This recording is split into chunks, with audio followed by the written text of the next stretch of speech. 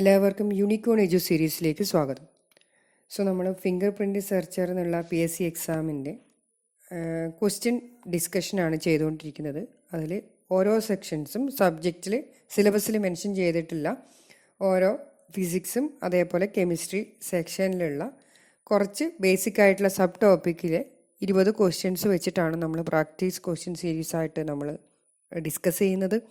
അതിൽ 2 വീഡിയോ നമ്മൾ ഓൾറെഡി നേരത്തെ അപ്ലോഡ് ചെയ്തിട്ടുണ്ടായിരുന്നു. ബാക്കിയുള്ള വീഡിയോസ് അതായത് ഫിസിക്സിലെയും അതേപോലെ കെമിസ്ട്രിയുടെയും ബാക്കിയുള്ള വീഡിയോസ് 20 ക്വസ്റ്റ്യൻസ് വെച്ചിട്ട് നമ്മൾ ഉടൻ അപ്ലോഡ് ചെയ്യും. അപ്പം ഇന്നത്തെ വീഡിയോ എന്ന് പറയുന്നത് അറ്റോമിക് ആൻഡ് മോളിക്കുലർ ഫിസിക്സ് എന്നുള്ള സെക്ഷനിലുള്ള 20 ക്വസ്റ്റ്യൻസ് ആണ്. നമുക്ക് ഒന്നാമത്തെ ക്വസ്റ്റ്യനിലേക്ക് കടക്കാം. The emission spectrum of hydrogen is explained by. ഈ ഒരു ടോപ്പിക്കിൽ വെച്ചിട്ട് നമുക്ക് തന്നിരിക്കുന്ന ഫസ്റ്റ് ക്വസ്റ്റ്യൻ എന്ന് പറയുന്നത് ആറ്റത്തിൻ്റെ സ്ട്രക്ചർ വെച്ചിട്ടാണ്, അല്ലെങ്കിൽ മോഡൽ ഓഫ് ദി ആറ്റം വെച്ചിട്ടാണ് നമ്മൾ പറഞ്ഞിട്ടിരിക്കുന്നത്. ക്വസ്റ്റ്യൻ കാണുമ്പോൾ തന്നെ നമുക്ക് ആൻസർ അറിയാം. അതുപോലെ തന്നെ നിങ്ങൾ ചെയ്യേണ്ട ഒരു കാര്യം എന്ന് പറഞ്ഞു കഴിഞ്ഞാൽ ബാക്ക്ഗ്രൗണ്ട് പ്രിപ്പറേഷനാണ്. അതായത് ഈ ക്വസ്റ്റ്യനുമായി റിലേറ്റഡ് ആയിട്ടുള്ള ബാക്കിയുള്ള ക്വസ്റ്റ്യൻസൊക്കെ ഒന്ന്, അല്ലെങ്കിൽ ബാക്കിയുള്ള കാര്യങ്ങളൊക്കെ ഒന്ന് റെഫർ ചെയ്ത് വെക്കുക എന്നുള്ളതാണ്. അതായത് തോംസൺസ് മോഡലും റുദർഫോർഡിൻ്റെ മോഡലും സ്കാറ്ററിംഗ് മോഡലും കാര്യങ്ങളൊക്കെ നോക്കുക, ബോർ മോഡൽ നോക്കുക, ബോർ മോഡൽ എന്തൊക്കെയാണ് വരുന്നത് എന്നുള്ള രീതിയിൽ നോക്കുക, ലിമിറ്റേഷൻസ് നോക്കുക. അതൊക്കെയാണ് നമുക്കിതിൽ മെയിനായിട്ട് നമ്മൾ ക്വസ്റ്റ്യൻ സീരീസ് അല്ലെങ്കിൽ പ്രാക്ടീസ് ക്വസ്റ്റ്യൻ സീരീസ് കൊണ്ട് ഉദ്ദേശിക്കുന്നത്. അപ്പം അങ്ങനെയുള്ള കാര്യങ്ങൾ നോക്കുക. ആ ക്വസ്റ്റ്യൻസിൻ്റെ പാറ്റേൺ, എനിക്കൊന്ന് ക്വസ്റ്റ്യൻ അത്ര ടഫല്ല, ഡിഗ്രി ലെവലാണ്. അതുകൊണ്ട് തന്നെ ക്വസ്റ്റ്യൻസിൻ്റെ ബേസിക് ക്വസ്റ്റ്യൻസ് ആയിരിക്കും അധികം ഉണ്ടാവുക. ബേസിക് ക്വസ്റ്റ്യൻ ആകുമ്പോൾ തന്നെ നമ്മൾ തെറ്റ് വരുത്താനുള്ള സാധ്യതയും വളരെ കൂടുതലാണ്. വളരെ സിമ്പിളായിട്ടുള്ള ക്വസ്റ്റ്യൻസ് ആകുമ്പോൾ നമുക്ക് കൺഫ്യൂഷൻ ഉണ്ടാക്കുന്ന ഓപ്ഷൻസ് ആയിരിക്കും ഉണ്ടാവുക. Okay, the answer is Bohr's മോഡലാണ്. ഹൈഡ്രജൻ സ്പെക്ട്രം എക്സ്പ്ലെയിൻ ചെയ്തിട്ടുള്ളത് ബോർസ് മോഡലാണ്. അത് എക്സ്പ്ലെയിൻ ചെയ്യാൻ പറ്റാത്തതായിരുന്നു റുദർഫോർഡ് മോഡലിൻ്റെ ലിമിറ്റേഷൻസ് ആയിട്ട് വരുന്നത്. അപ്പോൾ ഫസ്റ്റ് വന്നിട്ടുള്ളത് പ്ലം പുഡിംഗ് മോഡലാണ്, തോംസൺ പ്ലം പുഡിംഗ് മോഡലാണ്. പിന്നെ റുദർഫോർഡ് മോഡൽ, ബോർ മോഡൽ എന്നുള്ള രീതിയിൽ തന്നെയാണ് ആറ്റത്തിൻ്റെ മോഡൽ അല്ലെങ്കിൽ ആറ്റത്തിൻ്റെ സ്ട്രക്ചറിൻ്റെ എക്സ്പ്ലനേഷൻ വന്നിട്ടുള്ളത്. Okay, coming to the next question. Which of the following quantum numbers defines the shape of an orbital? ഓർബിറ്റലിൻ്റെ ഷേപ്പ് അറിയണമെങ്കിൽ നമ്മൾ ഓർബിറ്റൽ നമുക്കറിയാം S, P, D, F എന്നുള്ള നമ്മൾ ഓർബിറ്റൽസ് പഠിച്ചിട്ടുണ്ട്.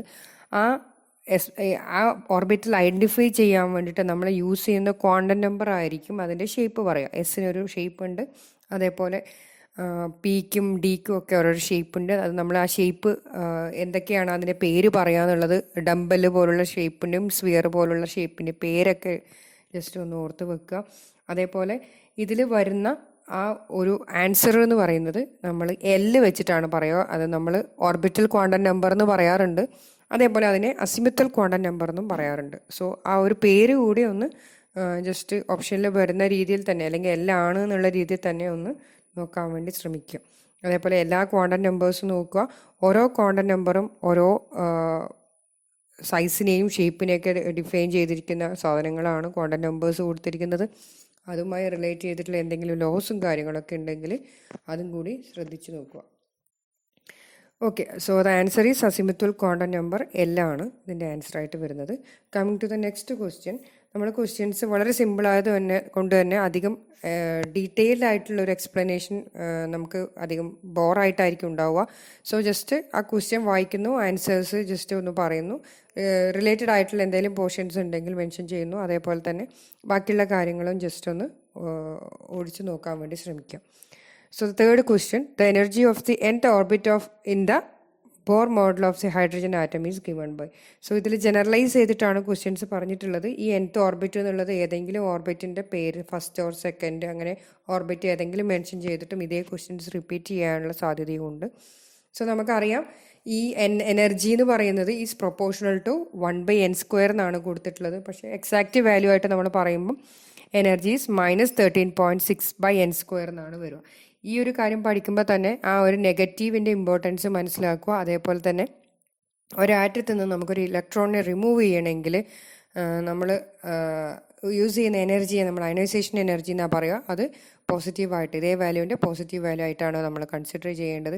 അയണൈസേഷൻ വാല്യൂവും അതേപോലെ എനർജി ഓഫ് ദി ഓർബിറ്റും തമ്മിൽ ആ ഒരു നെഗറ്റീവ് സൈനിൻ്റെ ഡിഫറൻസ് മാത്രമേ ഉള്ളൂ. ആ ഒരു കാര്യം കൂടി ജസ്റ്റ് ഒന്ന് ഓർത്ത് വെക്കാൻ വേണ്ടി ശ്രമിക്കുക. ഓപ്ഷൻസ് കാണുമ്പോൾ നമ്മൾ നെഗറ്റീവ് കൊണ്ട്, അതായത് സെയിം ഓപ്ഷൻസ് നെഗറ്റീവ് ഉള്ളതും ഇല്ലാത്തതും തമ്മിലുള്ളൊരു കൺഫ്യൂഷൻ വരാനുള്ള സാധ്യതയുണ്ട്.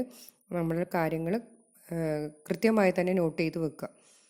Okay, coming to the next question. Which of the following is a characteristics of ionisation energy of a atom?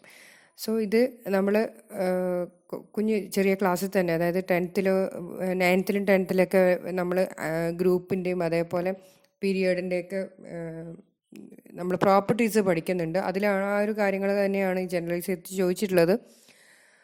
അങ്ങനെയാണെങ്കിൽ അയനൈസേഷൻ എനർജി ഞാനിപ്പം ജസ്റ്റ് മെൻഷൻ ചെയ്തേ ഉള്ളൂ. എങ്ങനെയാണ് നമ്മൾ എത്രമാത്രം എനർജി ഒരു ഇലക്ട്രോണിനെ റിമൂവ് ചെയ്യാൻ കൊടുക്കേണ്ടി വരും എന്ന് പറയുന്ന എനർജിയാണ് ionisation energy.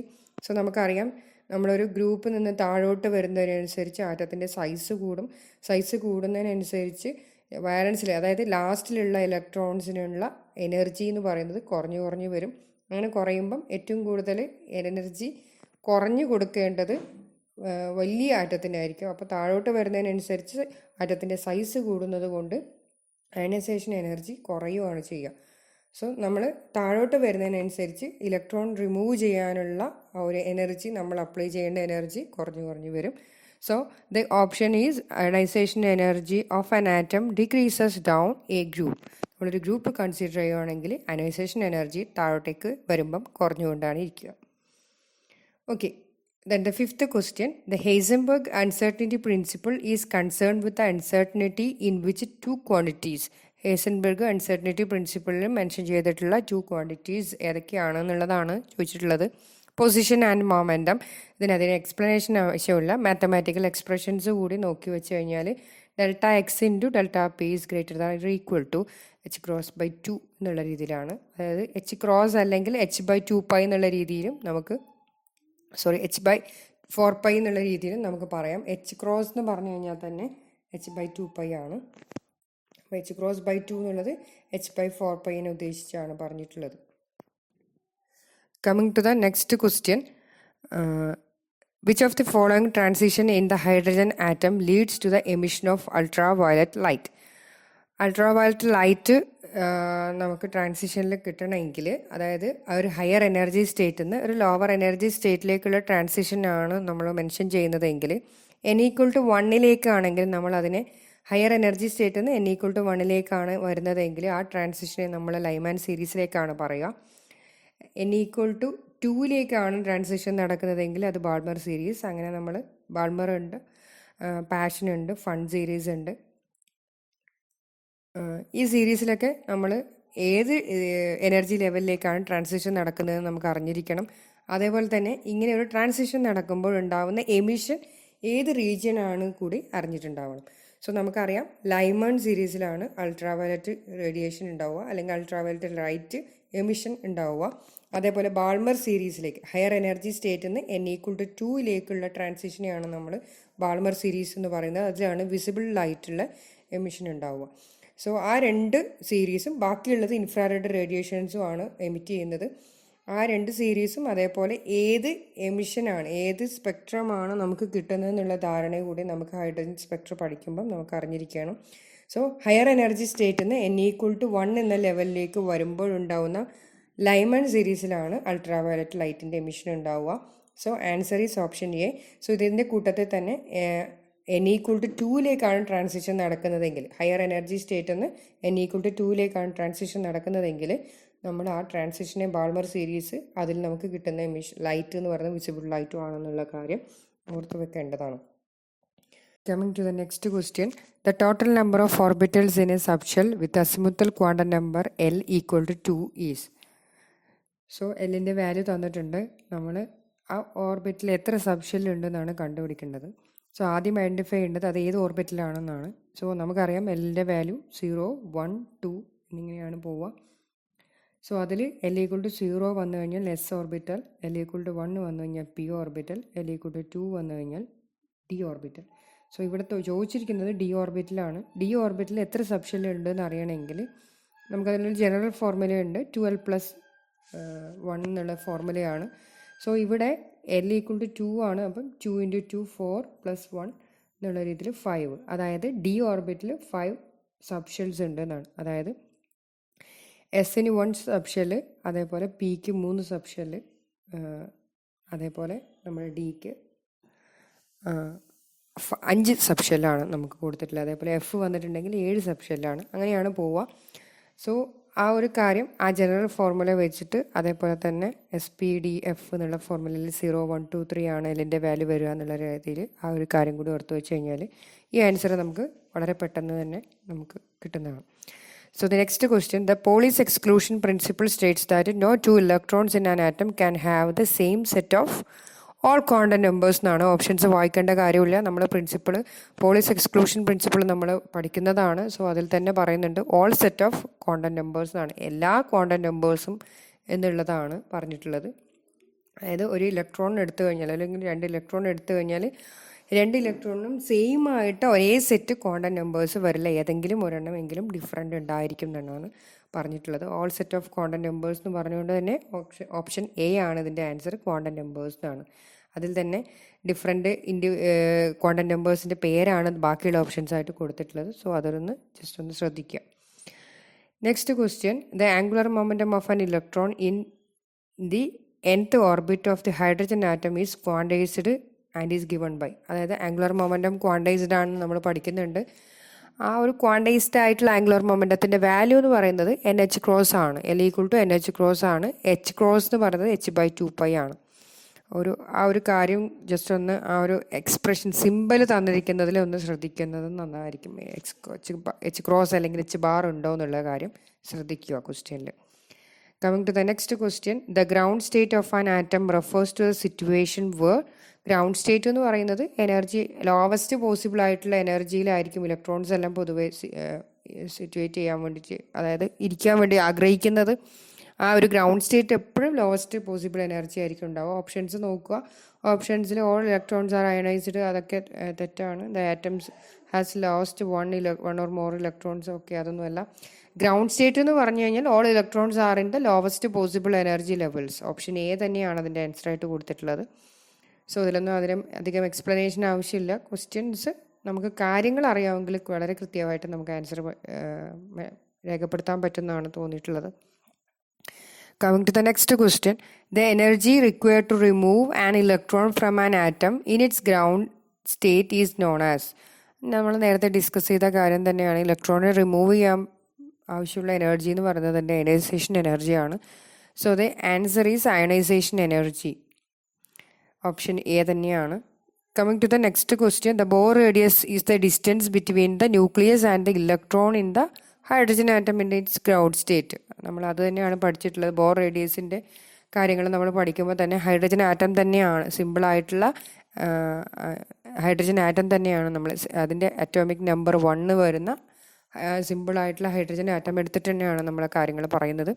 Hydrogen atom in its ground state ആണ് ഈ ബോർ റേഡിയസ് ഉള്ള വാല്യൂ ആയിട്ട് നമ്മൾ പറയുന്നത്, അതിൻ്റെ വാല്യൂവിൽ കാൽക്കുലേഷൻ ആയിട്ട് പറയുന്നത്. Coming to the 13th question, which of the following is true for hydrogen atom spectrum? Hydrogen atom സ്പെക്ട്രത്തിനെ കൺസിഡർ ചെയ്യുമ്പോൾ നമുക്ക് കിട്ടുന്നത് നമ്മൾ നേരത്തെ സിമിലർ ആയിട്ടുള്ള ഒരു പാറ്റേൺ തന്നെയാണ് ക്വസ്റ്റ്യനിൽ കൊടുത്തിരിക്കുന്നത്. ഒരേ റീജിയനിൽ നിന്ന് തന്നെ, അതായത് ഇതേ ക്വസ്റ്റ്യൻ തന്നെ വരണമെന്നില്ല. ഈ ഒരു സെക്ഷനിൽ നിന്ന് ഈ ഒരു 1-2 ക്വസ്റ്റ്യൻസ് മാത്രം പ്രതീക്ഷിക്കുക. ഈ ഒരു പാറ്റേണിലുള്ള അല്ലെങ്കിൽ ഈ ഒരു സെക്ഷൻ ഉദ്ദേശിക്കുന്നത് ഈ ഒരു ലെവലിലുള്ള ക്വസ്റ്റ്യൻസ് ആണ് എന്നുള്ള കാര്യമാണ് നമ്മൾ ഈ ഒരു പ്രാക്ടീസ് ക്വസ്റ്റ്യൻ കൊണ്ട് ഉദ്ദേശിക്കുന്നത്. സോ ഇതിൻ്റെ ആൻസർ എന്ന് പറയുന്നത് it produces spectral lines in ultraviolet, visible and infrared regions. Okay, coming to the next question, the wavelength of the emitted radiation in the hydrogen atom is related to the energy difference between the two levels by the equation. So, emitted radiation, hydrogen ആറ്റത്തിൽ നമ്മൾ consider ചെയ്തിട്ടുള്ള emitted റേഡിയേഷൻ്റെ energy എന്ന് പറയുന്നത് E=H nu, അല്ലെങ്കിൽ change in energy ആയിട്ട് നമ്മൾ പറയുന്നുണ്ടെങ്കിൽ delta E is equal to H nu എന്നാണ് നമ്മൾ പറയുന്നത്. H ന്യൂവിൽ H പ്ലാങ്ക്സ് കോൺസ്റ്റൻ്റ് ആണ്, ന്യൂ എന്ന് പറയുന്നത് ഫ്രീക്വൻസി ആണ്. ഇവിടെ ഫ്രീക്വൻസി തന്നിട്ടില്ല, പകരം വേവ് ലെങ്ത് ആണ് തന്നിട്ടുള്ളത്. വേവ് ലെങ്ത്തും ഫ്രീക്വൻസിയും തമ്മിലുള്ള relation nu is equal to c/λ എന്നാണ്.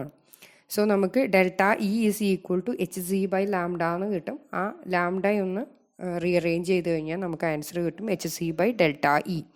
സോ അത് ഇക്വേഷൻ എന്ന് പറയുന്നത് lambda is equal to hc/ΔE. Delta E is the change in energy.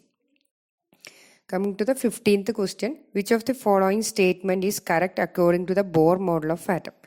So Bohr model of atom എന്ന് പറയുന്നത് electrons radiate energy in discrete quanta എന്നുള്ളതാണ് അതിൻ്റെ bore മോഡലിലുള്ള conclusion അല്ലെങ്കിൽ correct statement ആയിട്ട് കൊടുത്തിട്ടുള്ളത്. അതേപോലെ 16th question, the energy of an electron in the first orbit of the hydrogen atom. ഇവിടെ നമ്മൾ നേരത്തെ പറഞ്ഞ ഒരു ജനറലൈസ് ചെയ്തിട്ടുള്ള ക്വസ്റ്റ്യൻ പാറ്റേണിൽ നിന്നും മാറ്റിയിട്ട് ഫസ്റ്റ് ഓർബിറ്റ് ഒന്ന് മെൻഷൻ ചെയ്തിട്ടുണ്ട്. അതുകൊണ്ട് തന്നെ ആൻസറിൽ n വരില്ല, n ഈക്വൽ ടു 1 ആണ്. സോ -13.6 ഇലക്ട്രോൺ വോൾട്ട് ആണ് ഇതിൻ്റെ ആൻസർ ആയിട്ട് വരിക. സോ സിമിലർ ആയിട്ടുള്ള ക്വസ്റ്റ്യൻ അത് വരുന്ന, അതായത് ഒരേ ആൻസർ വരുന്ന ഡിഫറെൻ്റ് ആംഗിൾ ഓഫ് ക്വസ്റ്റ്യൻ, അതായത് ഓരോ ആംഗിളിൽ എങ്ങനെയാണ് ആ ക്വസ്റ്റ്യൻസ് ചോദിക്കുക എന്നുള്ള രീതിയിൽ തന്നെയാണ് മെൻഷൻ ചെയ്തിട്ടുള്ളത്. അപ്പം ഒരേ ആൻസർ വരുന്ന രീതിയിൽ നമുക്ക് ഡിഫറെൻറ്റ് ടൈപ്പ് ഓഫ് ക്വസ്റ്റ്യൻസ് നമുക്കിവിടെ കാണാൻ വേണ്ടി പറ്റും.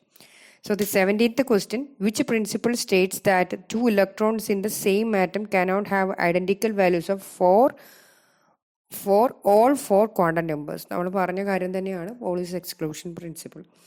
Next question, the emission spectrum of an atom is produced by. Emission spectrum produce ചെയ്യുന്നത് electrons transitioning from higher to lower energy levels, അതായത് ഇലക്ട്രോൺസ് ഹയർ ലെവൽസിൽ നിന്ന് ലോവർ ലെവലിലേക്ക് ട്രാൻസിഷൻസ് നടക്കുമ്പോഴാണ് നമുക്ക് എമിഷൻ സ്പെക്ട്രം ഉണ്ടാകുന്നത്. ആ എമിഷൻ സ്പെക്ട്രം നമ്മൾ ഹൈഡ്രജൻ സ്പെക്ട്രം വെച്ചിട്ടാണ് നമ്മൾ എക്സ്പ്ലെയിൻ ചെയ്ത് പഠിച്ചിട്ടുള്ളത്.